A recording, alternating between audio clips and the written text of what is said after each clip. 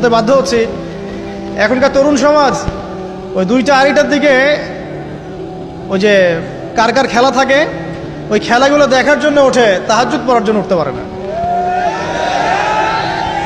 অথচ আল্লাহ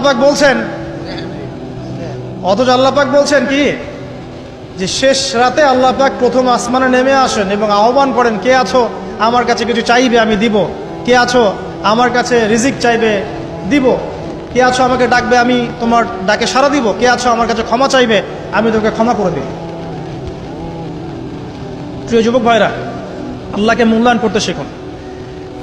এই সময়গুলোতে দোয়া করলে ইনশাআল্লাহ তাআলা আপনার দোয়া কবুল হবে ইনশাআল্লাহ।